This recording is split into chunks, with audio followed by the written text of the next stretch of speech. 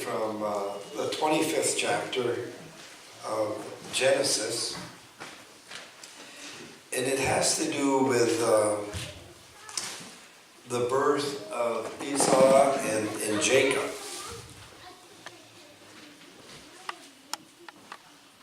These are the descendants of Isaac, Abraham's son. Abraham was the father of Isaac, and Isaac was 40 years old when he married Rebekah, daughter of Bethuel, the Aramean of Paddan Aram, sister of Laban the Aramean.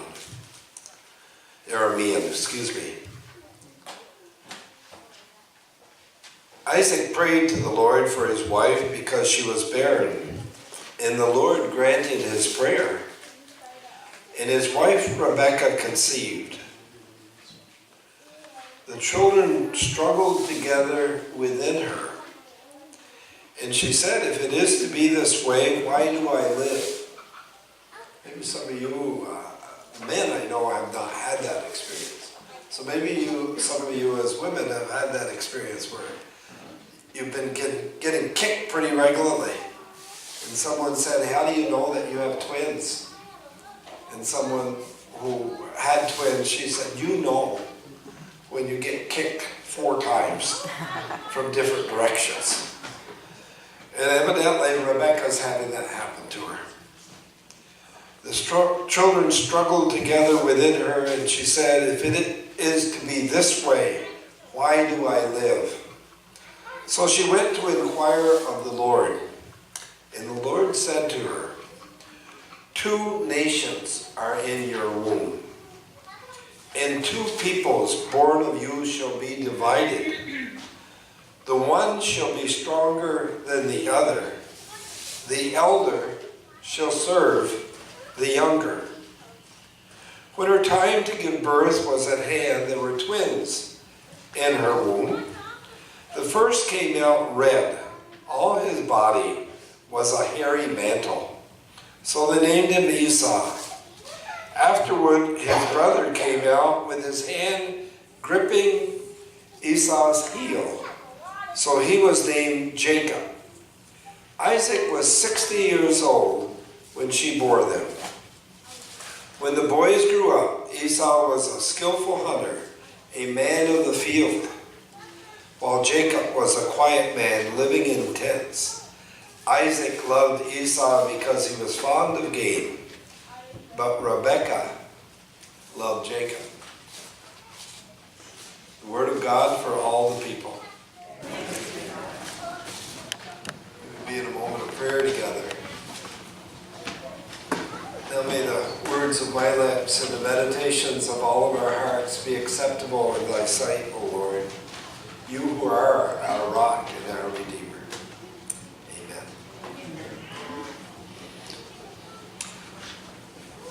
We're in that series. This is the 3rd one in our series of family reunion, in a sense, about some of the Old Testament characters who are part of our history.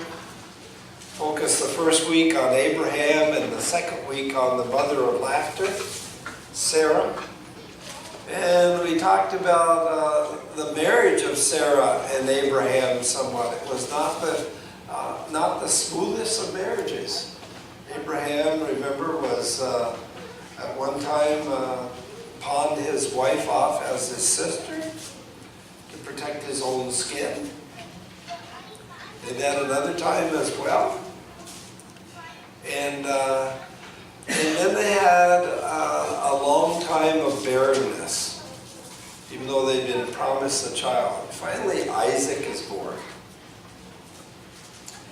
And Isaac is, when he grows up, Abraham nearly sacrifices him.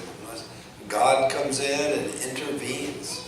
So I'm not sure what Sarah was thinking when Isaac was taken off by Abraham to be sacrificed.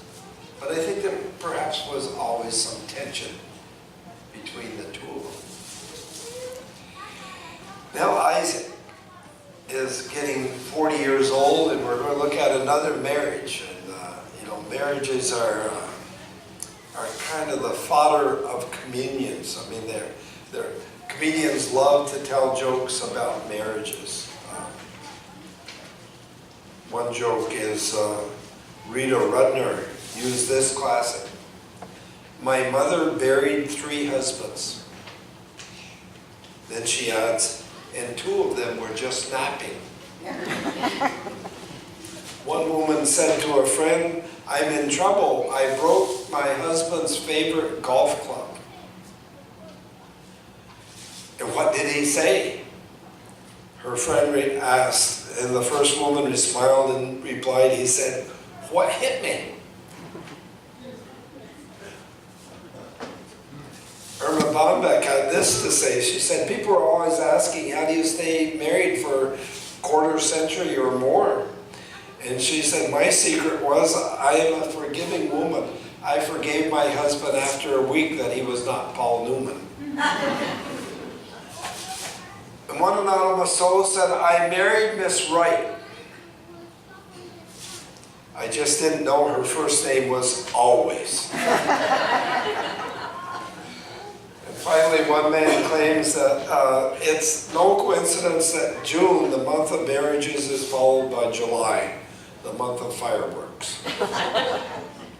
Well, Isaac is single. He's now 40 years old. And Abraham realizes that if the promise of God is to be fulfilled, Isaac needs to find a wife. And so he calls one of the trusted servants of himself and said, I want you to go to the far country, not to the Canaanites or not to any other pagan religion, but to the people, to my people, our people. And I want you to pick out a wife for Isaac.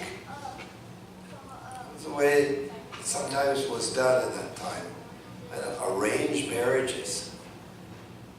I think there's 1 or 2 people in this church that nearly had arranged marriages from having talked to them in the past. Now, arranged marriages have about the same percentage of success as us picking out our spouse. Slightly higher, a better percent actually. But I would have hated to have somebody arrange my marriage. I don't know about you, but I kind of enjoyed trying to find a person that I wanted to marry. And but Isaac doesn't do that. This servant goes off, and Abraham tells him, he said, an angel is going to go along with you to guide you and help you to select the right person. So he's praying and he goes, and he has a prayer that says that if at the well where I'm going to go, there's someone comes out and offers to give me a drink of water and even says, I will water your camels if you'd like. That's the one I'm going to investigate. And sure enough, he gets there and Rebecca comes out. And she's quite beautiful. She said, may I offer you a drink of water? And may I as well water your camels? It was midday, and the women tended to go out to that well at midday. And he knew this was an answer. And so he said, I would like to speak to your family. So he goes and he asks for her hand. And then it says he puts a ring in her nose, which I hope wasn't a ring like what we used to have in the nose of the bull on our farm, you know, to drag her, but he puts a ring in her nose. And they say that, yes, she can go with you if she wants. And they left it up to Rebecca, and Rebecca said, I will go with you. And they head off in the distance. Isaac sees them coming, and he's quite interesting now, because he's having part of the search. And he sees Rebecca, and even though she has a veil over her face, he's struck by the way she walks. And soon they're married. And he takes her into his mother's tent. His mother has died, is the phrase that's used. And it seems like this is going to be a good marriage. And they begin to have a problem, can't have children. Remember, Isaac's about 40 at this time. The years roll by. Rebecca's barren. It's about 20 years later. Rebecca becomes pregnant. In fact, Isaac prays to God, please allow her to have children. Take away her barrenness. And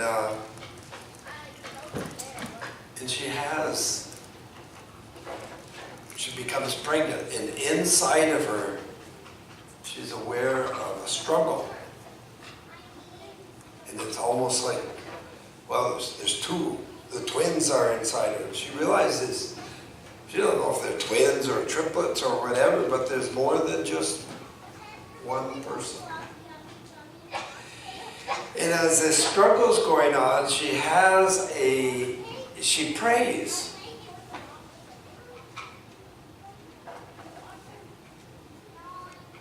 And she is told in this prayer, the older one will serve the younger one.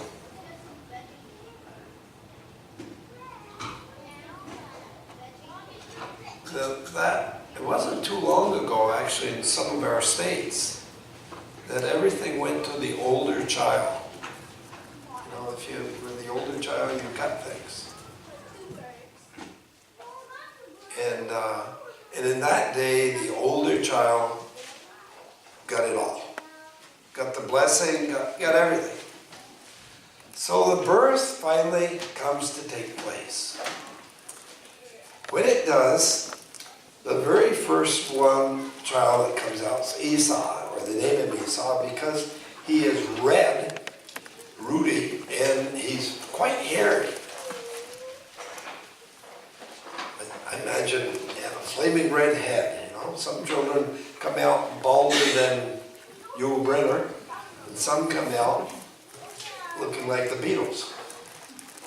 And then the second child comes, and the second child has a hold. Oh, you tied your shoelaces on too tight. Has a hold of the heel of the other one.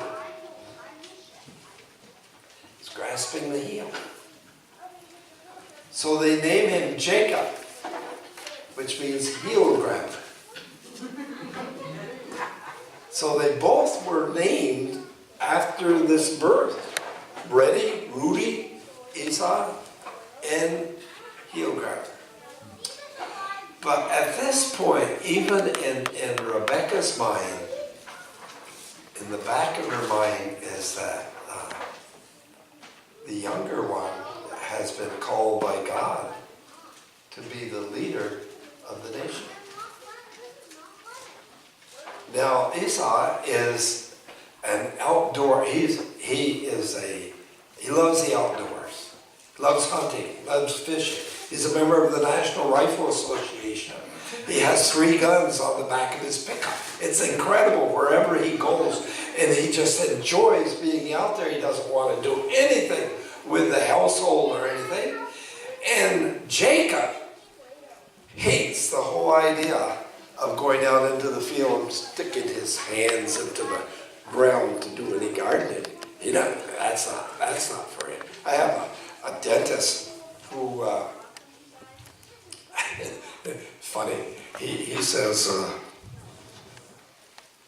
I don't like the garden because I don't like to put my hands in the dirt. And I thought, John, you're putting hands in people's mouths all day. Is there a whole lot different? But anyway, he enjoys being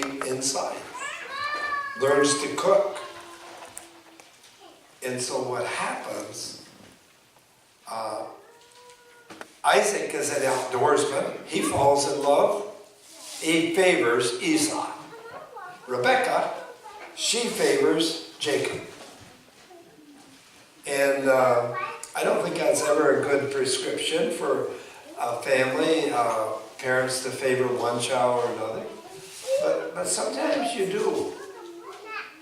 Your personality goes, and you notice sometimes if you've ever had more than one child, or 2 or 3, that sometimes mom or dad always sees sparks with one of them. Or dad does. And it takes the two to be there. You don't try to be favorites, but some are just easier to parent. And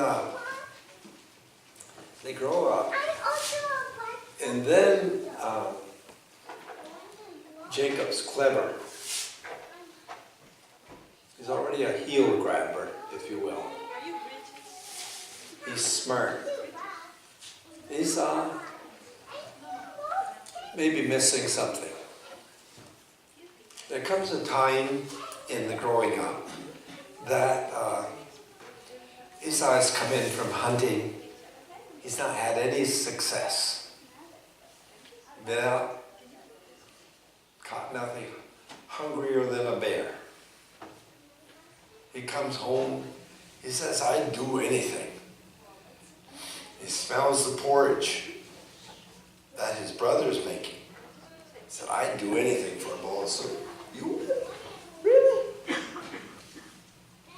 Would you trade your birthright? Yeah, I'd give up my birthright. I don't want to die. I gotta eat. So he swaps a bowl of porridge for his birthright, which is a tremendous honor. I mean, it's a tremendous privilege, this birthright.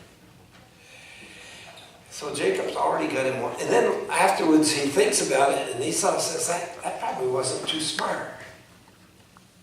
So it goes down a little further, and Rebecca all the time is now scheming. How does she help her son receive a blessing to lead the nation?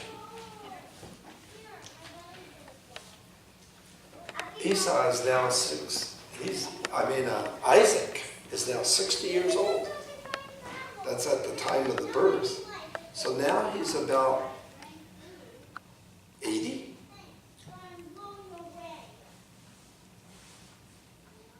He can't see very well.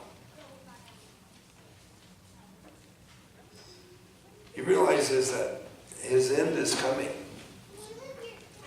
So he calls Esau. He says to Esau, I want to give you my blessing. Will you go into the field and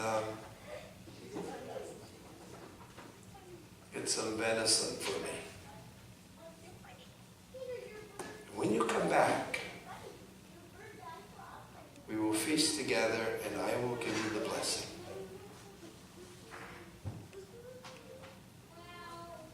Now while he's telling this, Rebecca is eavesdropping. What's going on? So as quick as Esau heads off into the field, she calls Jacob. Jacob, come here. Quick, go get the venison skin that we get the deer skin from the last deer that your brother killed. Put it on. Rub the smell of the outdoors on you. Get rid of your smell. Find some of Esau's clothes. Put them around you. And go in and get the blessing of your father. And he does this. He goes in, His father smells. He said, you don't smell just the same way. But he feels. Harry, yeah, Harry, it's him. And so he gives the blessing, which can never be taken back. And the blessing carries tremendous power. And it's the blessing that makes it possible for him to be the one to carry on the name, to be the one to carry the family name, if you will. Abraham, Isaac, and Jacob. Now Esau comes back and he says, I got the deer for you, Dad. Well, I'll have Jacob cook it up. But Jacob's nowhere there. And his dad says, what? I've already given you my blessing. And they realize he's been tricked out of his blessing. Rebecca has to tell Jacob, flee for your life. Because your brother's going to want to kill you. And it's many, many years later when they encounter one another again. And we don't know what the anguish was in that family till Isaac and Rebecca had died. Probably was pretty cold look that Isaac gave his wife when he realized that she had been behind tricking him.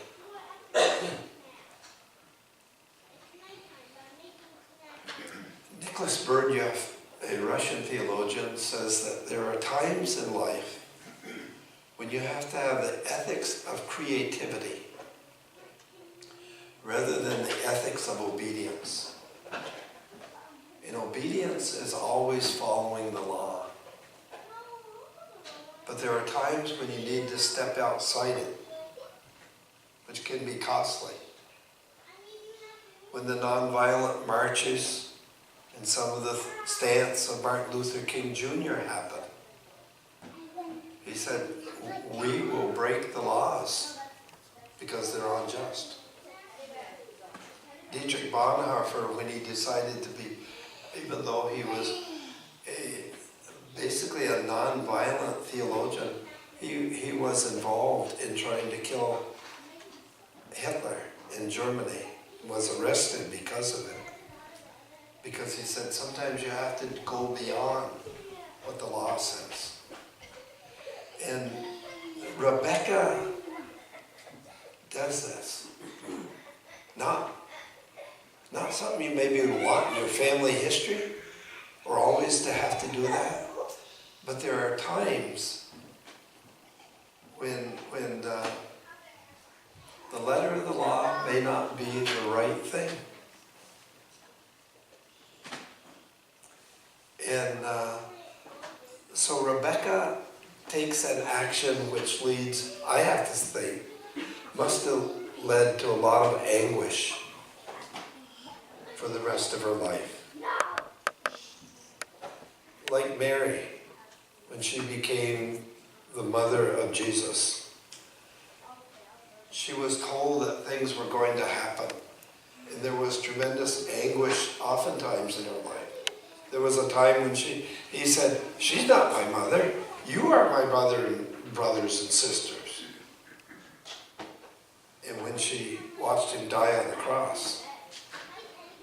But Rebecca fulfills a purpose here, which is not an easy one.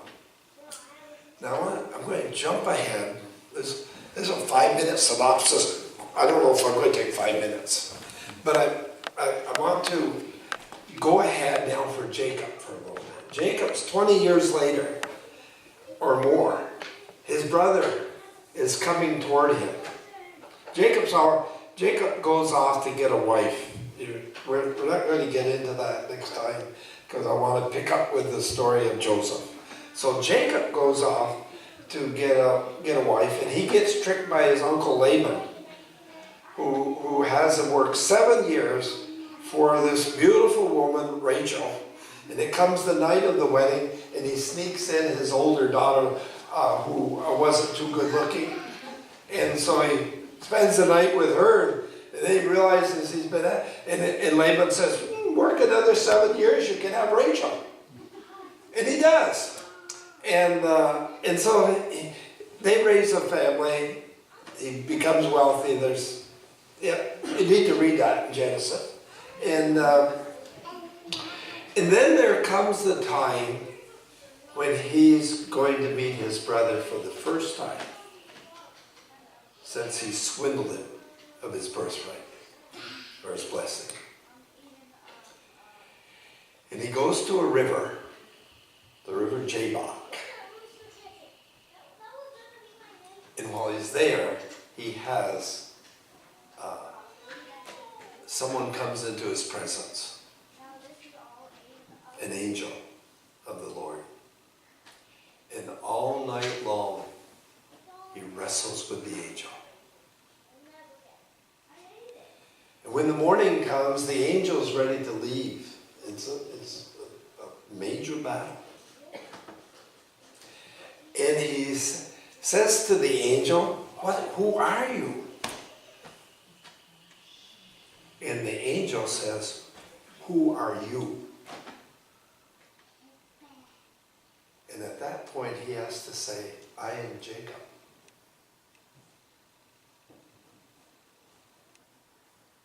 And he has to confront who he really is.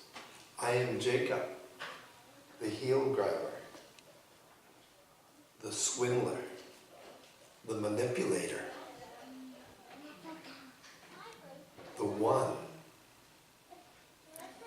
who followed his mother's way, if you will, in my Uncle Laban's. But he says, I am, that's who I am. And then the angel, or God, says to him, you're no longer going to be Jacob. From now on, you're going to be Israel, is your name. You know, Israel ends with E-L. And that means the Lord. That was a way that people referred, Elohim was one of the names for God. So Bethel, E-L, was the house of the Lord.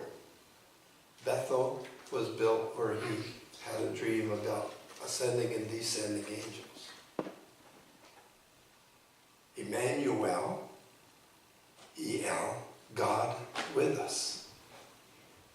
So Israel means God's people, God's chosen ones. Jacob, you're no longer Jacob. From now on, you will be Israel.